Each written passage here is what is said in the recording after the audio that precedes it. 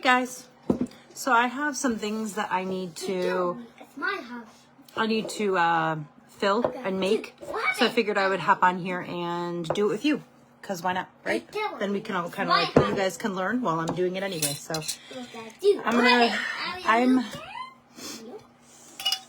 I'm low on my Tulsi extract, so I'm gonna just refill this while I wait for some people to hop on. And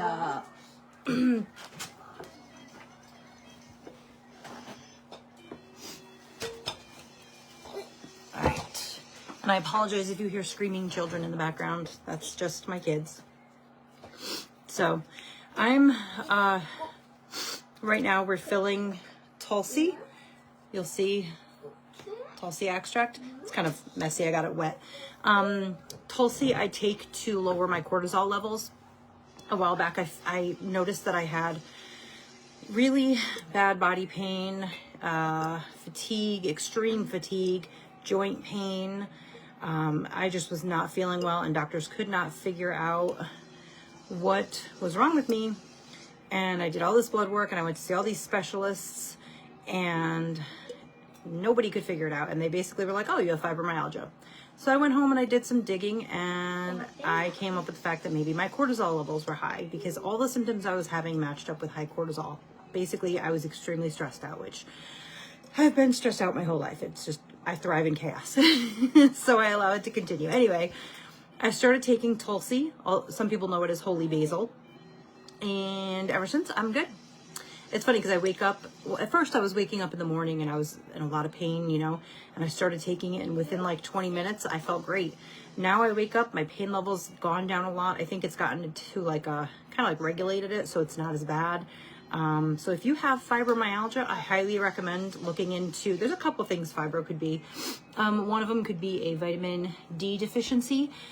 So if you're going to take a vitamin D deficiency and try that and see if that's something that'll help you, I would recommend taking your vitamin D with a K2 supplement as well, because if you want your vitamin, like if you're not going outside enough to get vitamin D, which once you hit about 35, you don't really absorb as much as you should outside. So I recommend taking a supplement anyway.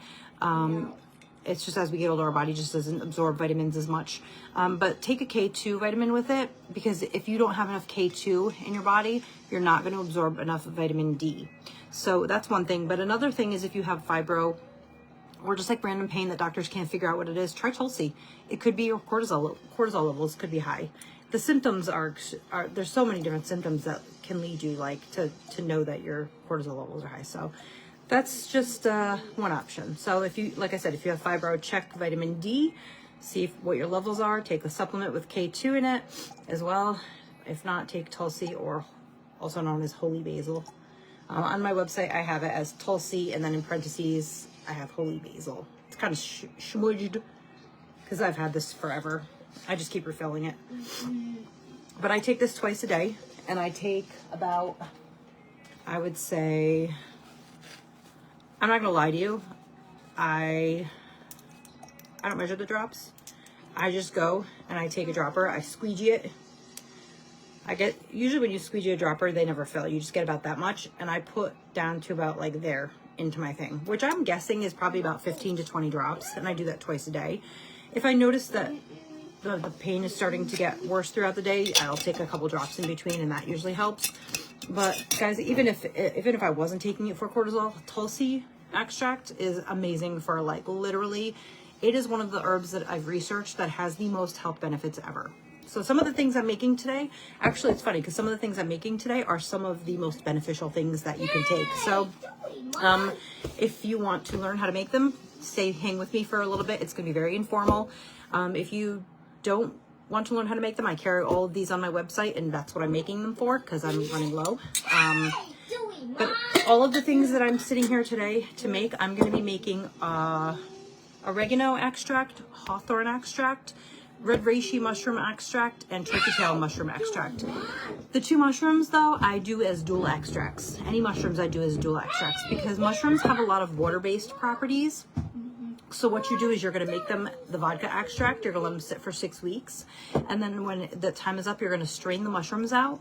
You're going to put them in a pan with some distilled water, and you're going to let them come to a boil, cover them, And actually I can make a whole separate video on how to do like a dual extract. You're going to cover them, bring them down to a simmer, and let them sit for about an hour or two. And then just keep topping off the water to make sure it doesn't get too low.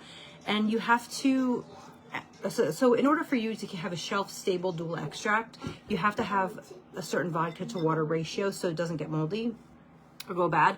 And I want to say it's 3 to 1. 3 vodka, 3 part vodka. I do 80 proof vodka. This is 3 parts 80 proof vodka, 1 part the water extract of the mushrooms.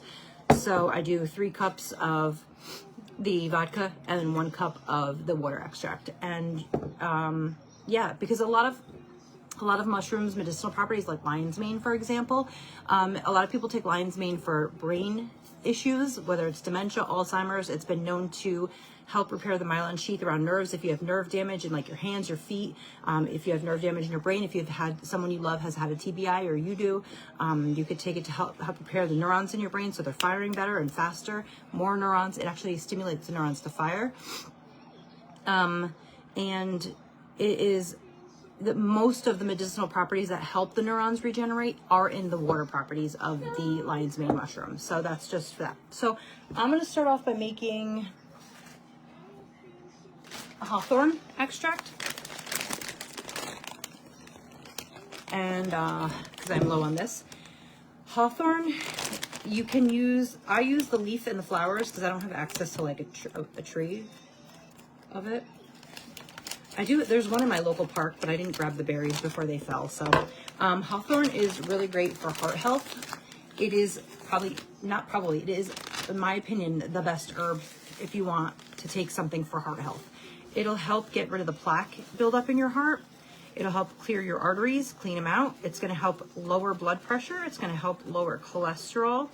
It's going to help with circulation, opening up your blood vessels and just opening everything up so you get a nice big flow going. If you have varicose veins or any kind of like blood restriction flow issues, like if you have like lower extremity problems because of blood flow, I highly suggest Hawthorn. Any heart issues or any issues that stem because of heart problems, I highly recommend Hawthorn extract. So basically what I do the folk method. You can measure and weigh, but I feel like that's just a lot of work. And this isn't a lot of work. This is so easy to do, which is why I feel like all of you guys can absolutely do this if you want to. I have a 32-ounce jar, okay? I'm going to fill it a third of the way with the Hawthorn. And I use dried because I don't have access to fresh. When I'm making vodka extracts, you can absolutely, I prefer personally to use fresh herbs. So if I don't have access to the fresh herbs, then I'll use dry herbs. You can order them from Frontier Co-op. You can order them from Star West Botanicals, and they send them to you in like these silver bags, which are really great because they keep the sunlight out, which degrades the medicinal property of the herbs, so they last longer. And then you're going to use, now don't feel like you have to go out and get some crazy expensive vodka. I use an $11.99 bottle of vodka, okay? And I get 2 32-ounce jars out of this one, or a big 64-ounce one. And I just put the third of the Hawthorn in there. And I use 80 proof vodka, and there's a reason I use it. If you use 151, like proof, or if you use like Everclear, like a basically almost pure alcohol, you're not getting, first of all, you're not getting the water, as much of the water medicinal properties pulled from the plant. Second of all, then you have to go and do a bunch of math. Unless you, I don't know. To me, Everclear burns. So a lot of people are told, oh, take a couple drops, put them under your tongue when you're taking an extract. But if you ever put like Everclear, I don't know if you've ever done a shot of Everclear. When I was younger, I was stupid and I used to drink Bacardi 151, and it burns, man, even just to take a shot. So if you're putting drops under your tongue, which is like sensitive skin, you're going to burn. So when people make Everclear, what they have to do then is dilute it, and they have to figure out all the mathing of that and figuring out how much water they have to add to it once they've done the extraction. Why not just have the water in there, get the medicinal properties from the water and the alcohol, rather than adding the water later just to dilute it and not have those water properties. So I do 80 proof because it's already watered down. It's got the water, it's got the vodka, it's pulling all the properties, and it's less work. You don't have to figure out the math afterwards, and you can literally just take it like this, like with an 80 proof vodka. You don't have to like do any math or anything like that. So I just fill it up. I fill it all the way to the top. And then once it's full to the top, I let it sit for a minute or two just to kind of, so like especially if I'm using like dried herb, so that it'll absorb some of the vodka, and then I'll top it off again. So once I've topped it off a second time, just kind of make sure I got it all in there. You want to get rid of as much air in there as you can, because if you have air in there, it causes oxidization, which, yes, it does weaken your extract, but literally not enough to where it should be any issue at all. Like, if it was to weaken it out of 100%, I would say it's like 0.001. It's going to weaken it with oxidization, which basically is when you put your herb and your vodka in there, and the vodka turns like a brown color. That's oxidization. That word is just like tongue twister. So I fill it up all the way. I let it sit for a minute, and then I add more. And then once I do that, once I've added more, I'm going to put a cap on there. I like using wide mouth because I pour my herbs in because I'm too lazy to grab a funnel thing, and it's just easier on my jars. I pop a top on there. I'm gonna grab my tape while that's sitting,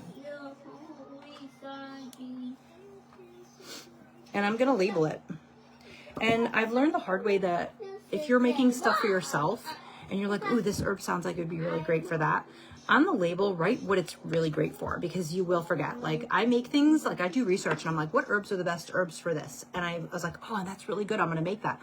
So then I'll make it, and 6 weeks later I'm like, wait, why did I make this herb again? So I'll put a little piece of tape on the lid that says for the heart, for cholesterol, for diabetes, for cancer. So what it's specifically for. So, but for me, because I do have a business with this, I have to put a few more extra things on the label than you guys would. So I put dried, I'm going to put dried Hawthorn. And then I'm going to put the date that I made it, so I know when 6 weeks is up. And then I have to put a batch number. So you guys won't need to do the batch number. But, and then if instead of doing the batch number on there, you guys in that spot could just put like, you know, what you're making it for. So dried Hawthorn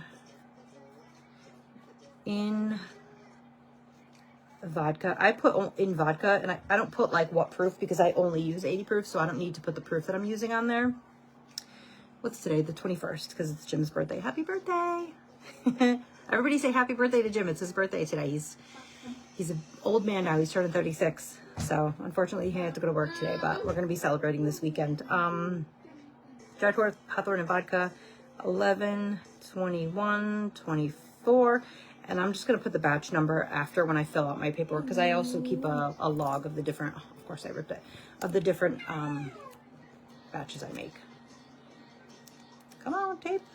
I've never once had this problem before with the tape ripping weird, until I was on a video.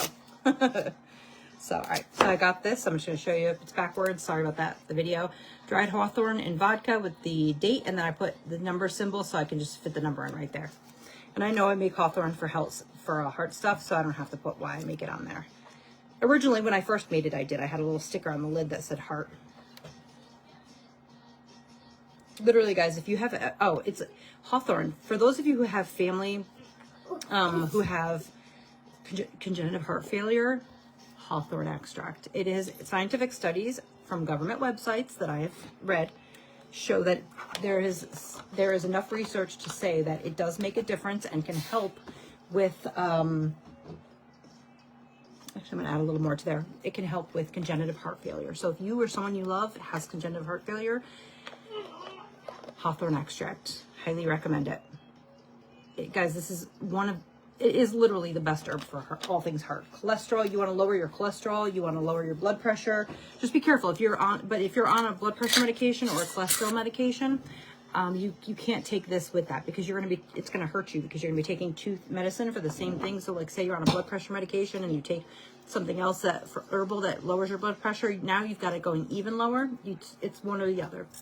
So if you want to take something, if you're taking something for cholesterol and you want to get off of a medication, this is your guy. If you're taking something for high blood pressure and you want to get off of it, this is your guy. If you have congenital heart failure and you want to take something, this is your guy. So I highly recommend this. Again, it's varicose veins. It's going to help clear out plaque from your arteries and your heart. It's going to help with blood flow. It's going to help open up your veins. And if you have like varicose veins in your legs, this is really great for circulation. Just all things circulatory and heart related. This is your guy. So Hawthorn extract. Okay. So that's it, guys. That's Hawthorn extract. So next we're going to do, let's do, what? Ah! Next we're going to do oregano. So I use oregano leaf. I'm going to fill this up 1/3 of the way.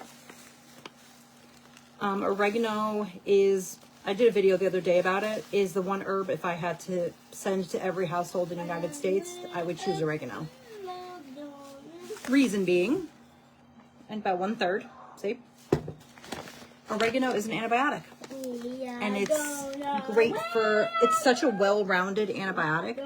You can literally take it for like pneumonia, bronchitis, like pink eye, ear infection, like literally, like if you cut yourself and it gets infected, you can take this. Like my kids have cut themselves, and this actually, I think it works for staph infections as well. It's sort of antifungal, antimicrobial. It is literally like the be-all, end-all of like anti-everything. So this is one I would suggest that if you don't have in your medicine cabinet, you get this in case the end of the world comes and pharmacies don't have any more antibiotics. This is a good one to have. I always refer to people, I'm like, if there's ever a zombie apocalypse, you're going to want this in your cabinet. But yeah, you're just going to fill it 1/3 of the way, and then you're going to top it off. Again, I don't have fresh oregano, so I'm using dried oregano, which is just fine. If you're making an oil extraction, like some people like oregano oil, I would use not fresh. I would use dried oregano because there's water content in that fresh oregano, and that's going to create mold and bacteria in your extract, and you don't want that. So always, okay, not all herbalists agree with this. This is something that you, oh, that got crazy really quick. This is something that you probably can just figure out, like your opinion on your own. But my personal opinion, based on the research that I've done, is that the guys at the liquor store must think I'm crazy because I just go in there and I buy like giant gallons. I have like a couple gallons of vodka. They're like, who's this girl buying all these gallons of vodka? So some people believe when you're doing an oil extraction, you can use wilted herbs and it won't be an issue. There's less of a chance it'll be an issue if you wilt them. I look at it like this. If there's any water, there's always a chance in water content in that herb still, if it's not fully dried, there's always going to be a chance of bacteria and infection, or like a bacteria and mold building up in that extract, that oil extraction. So I don't risk it. I don't, even if it's an herb like St. John's wort that you have to use fresh, I just won't make it. I won't use St. John's wort to make topical things. And I won't use wild prickly lettuce to make topical things, because those are two things that have certain components that need to be used while fresh. So I just don't use them other than vodka extracts. I'd use them orally. That's how I make my extracts for those. So wild prickly lettuce is used for pain. Some people use it to make topical pain stuff. I won't do that. I just have people take it orally, and it works just as well. And you don't have that risk of like losing the medicinal value of it when you dry it out using it. Some people say it still works when you dry it out. I don't think it works as well because you're losing the white, I don't forget what it's called, that's in it, that makes it. That's the best part of it. But I usually, in today's video, I'm only going to be doing vodka extraction, so that's really what you're going to see. But honestly, like, if you're doing an oil infusion, the only difference is going to be fresh versus dried plants. So in oils, use dried plants. In vodka, in alcohol extractions, I use fresh if available. If not available, dried works as well. So again, I'm making oregano right now. If you guys missed it, it's a really great antibiotic, antifungal. You can, like if you have toe fungus, you can apply it topically. It's an antiviral. So like if you get a cold sore on your lip, it might burn a little bit, but you could definitely apply a drop to your lip. Or you can even take it orally. It might take a little longer. I do actually make a chapstick. Where's mine? Because this is mine. I keep it on the table. And it's got oregano in it. And a couple other different, it's my antiviral lip balm. And it's got a couple different antiviral herbs in it for like cold sores. And I don't know what kind of voodoo magic I put in there. Because literally if I have chapped lips and I use my lip balm, I wake up the next morning and they're gone. My chapped lips are gone. It's insane. But I'm not surprised because herbs, you know. So I'm going to let this sit for a minute while it absorbs. And then I'll top it off while I'm making the label. So I'm going to put, on my label, I'm going to put dry oregano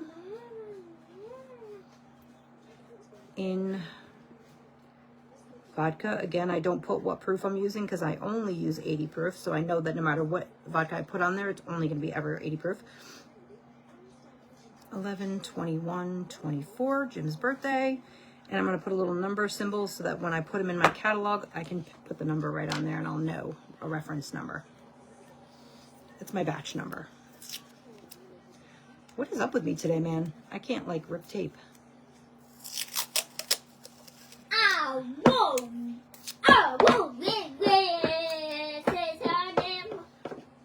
Dry oregano in vodka, the date, and then I'm going to put the number there later when I put it into my log. You guys don't have to do logs and you don't have to do batch numbers unless you have a business. And that's just in case I ever get like audited, they can come in and they see that I have all my batches logged. If you're looking to start a business, just message me and I can kind of go over like what you need for like the log and stuff. But I'm going to just put the lids on these now. Okay. So then later on, once I'm done with the video, I don't have to sit and wait. I can just go back and top them all off. But what basically you're going to put the lid on once it's labeled, you're going to put it in a cool, dark, not cool like cold, but cool like room temperature, dark place.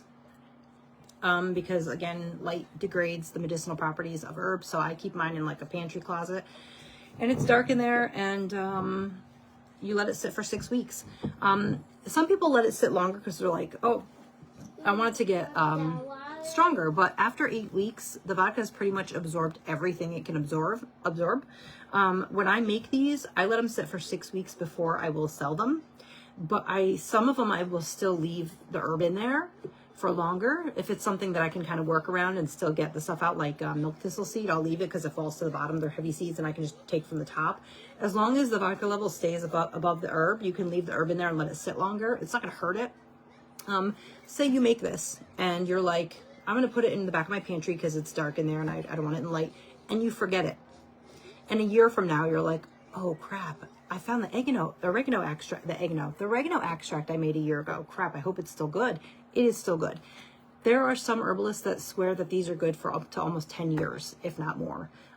It's like, so I worked at a pharmacy for years. And one thing I learned about most prescriptions, not all, but most medicine, is that as time passes, the only thing that like your aspirin will say, oh, it expires on this date. It doesn't actually expire. It doesn't go bad. It's not like if you take it, you're going to die. It just gets weaker. So as time passes, they get weaker and weaker. But so like 10 years from now, if you still have this and it still hasn't molded, it still smells okay, it's good, you can still use it. You just might have to take a little more of it. So if you find it a year, 2 years down the road and it's in your cabinet, it's still good. You just strain it and you can still use it. On all of the herbs that I sell, on the extracts that I sell, I usually will put like an expiration date. I usually put 4 years, but honestly, if you have it for 6, 8 years, it's not the end of the world. You can still use it again. It's like aspirin. Instead of taking 2, you might have to take 3 because it's expired and it's a little older, so you're gonna have to take a little more. But if you have, that's why a lot of people, if they take antibiotics and they have extra left over at the end, like me, when I don't finish taking them, you can still use them down the road. They're just not going to be as strong. But yeah, I don't recommend that. I'm not a doctor. This is not medical advice. Okay. I have to say that. But if you want antibiotics in your house, oregano extract, guys. This is like literally, like I said, staph infections, ear infections. It's good for, it's all types of infections, pneumonia, bronchitis. if you have a skin infection, if you have cold sores, like it's an antiviral, it's an antimicrobial, it's an antifungal. If you have fungus on your toenails or nail fungus on your nails, you can put it topically, you can take it orally. This is literally the one herb I would put in every household in America. Don't get me wrong, there are other herbs I personally like better, because like ashwagandha root, I will make a whole video about that too.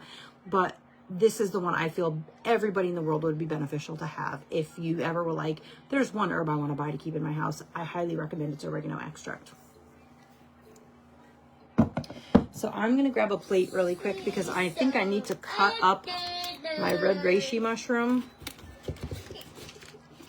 before I can put it in. So give me just a sec.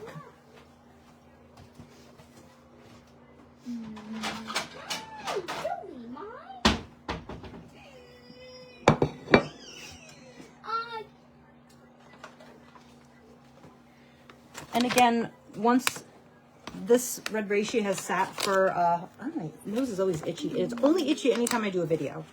I swear I don't itch my nose as much as normal. When I do any mushroom extraction, I always do, oh, these are fun. I'm going to show you these guys. I always do it as a dual extraction. Again, because mushrooms have a ton of water-based medicinal properties. So this is a red reishi mushroom. Okay. You can kind of see it's like,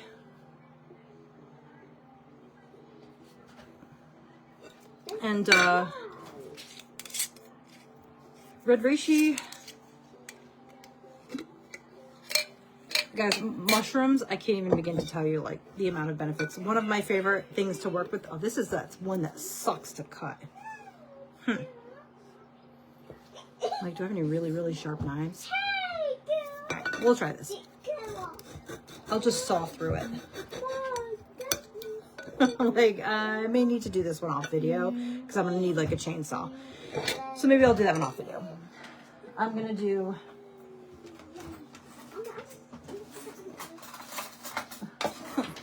I forgot how hard these are. I'll put that there. So I'm going to do turkey tail mushroom. I do have it in a powdered form. You can do extractions with powders. It's just a little more difficult. And you can still do dual extractions with them. So basically, when you have a powder of an herb, all they've done is basically dried it out as much as possible and then put it in a mixer, like a bean grinder, until it's ground to a powder. That's all it is. And what I do is I still do a third or so of the powder, and then I let it sit for the 6 weeks, just like you would if it was the dried herb, the dried mushroom pieces. And then you can still do the dual extraction the same way. The only difference is that when you're straining it, I use a non-bleached coffee filter, and that will help you get the powder out instead of using like one of the mesh cloths, like a nut bag or whatever people use. Mama. Chloe. Mama. Chloe. What are you doing? Beep beep. I'll be right back. That seems like a bit much. I'm gonna put a little less. Mommy, come back. There you go. Come back. Oh, yeah, And then you just do the dual extraction the same way as if you were to do it with a regular mushroom. You just put the powder, the powder into the pan with the water, and then again you strain it through the non-bleached coffee filter, and that should pull the powder out, and you'll get the same benefits. Like you guys know you can actually make your own spices. Spicy? Is it spicy? So if you take like oregano, for example, if you take an oregano plant that you bought at the grocery store or anywhere, or if you grow your own oregano plant, you just dry it out, and once it's fully dried, you put it in like a coffee bean grinder and you grind it down to however small you want it, and you have your own oregano. It's like fresh oregano, and it lasts. It's good for the same amount of time as if you bought it at the grocery store. You can do it with any herb. Cilantro, all the different things.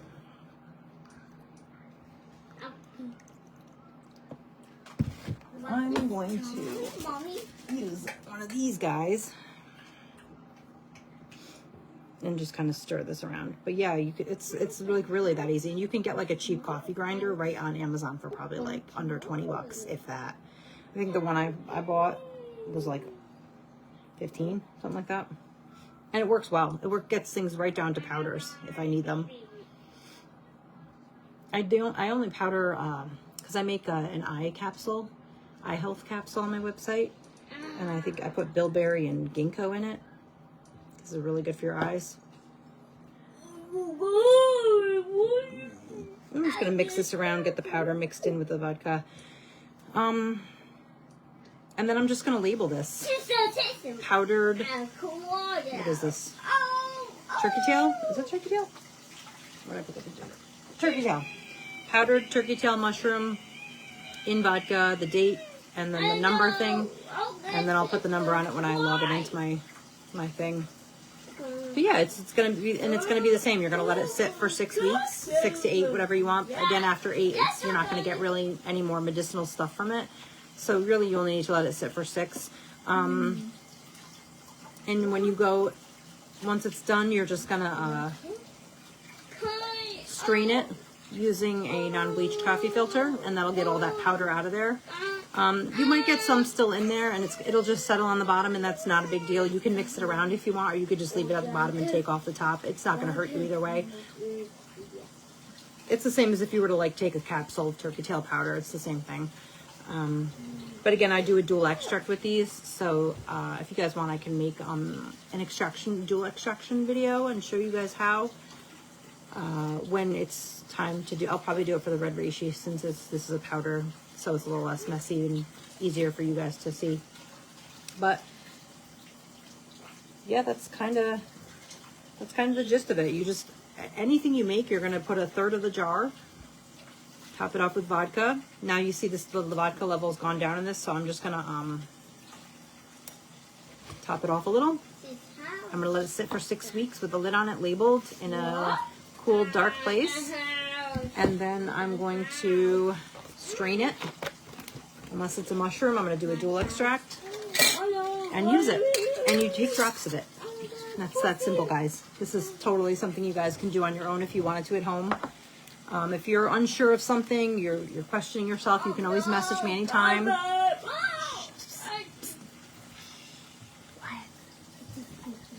It's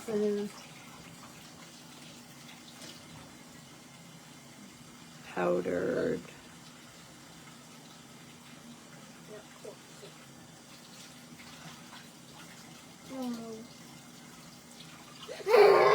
Oh no!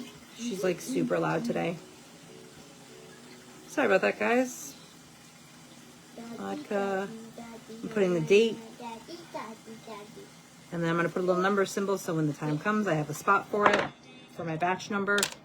Again, you only need a batch number if you're running a business. You need to keep records of like different batches that you sold and pulled from. So this is my label. Powdered turkey tail in vodka, 11, 21, 24, and then the room for the batch. And then some people say that when you're making extracts that you need to kind of go in every day and kind of flippy-floppy them around. You don't really have to, honestly.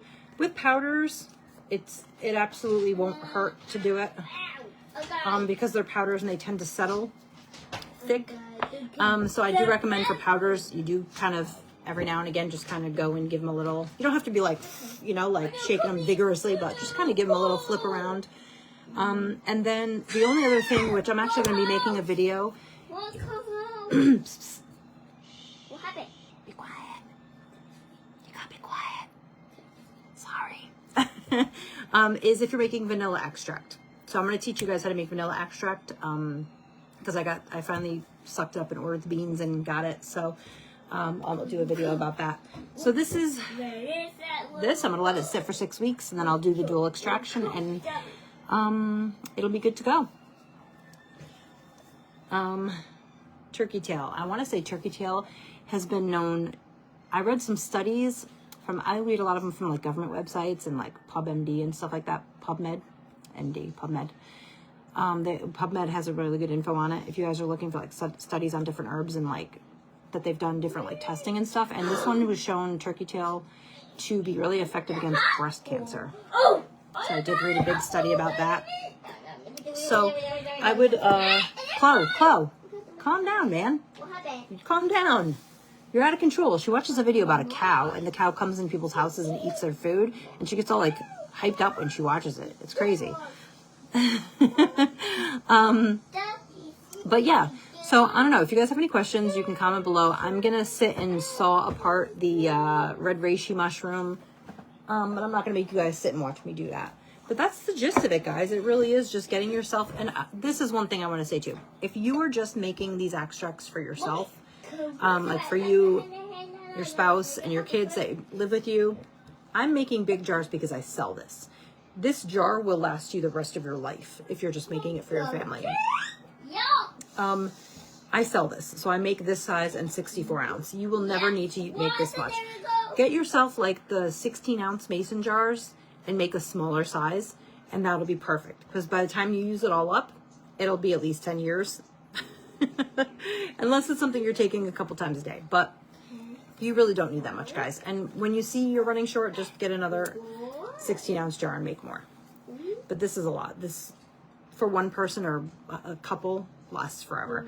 That was one mistake I made in the beginning when I first started playing with herbs. I just made all these giant jars of different things, and it burns when you have to throw out 60 ounces of dandelion oil, because you learn that lesson the hard way. So if you guys have questions, again, comment below. I'm going to go, I'm going to finish cutting up the red reishi mushroom.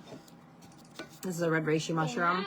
Also great for CANCER. Mushrooms have so many uses, guys. It's insane. But definitely look into them if you're, if you like to go out in the woods and forage. You can find some of these yourself out in the wild. I think that's everything. So I'm going to go. You guys have an amazing night. And thanks for all of you guys who joined me. And I hope this helped. All right. Bye, guys.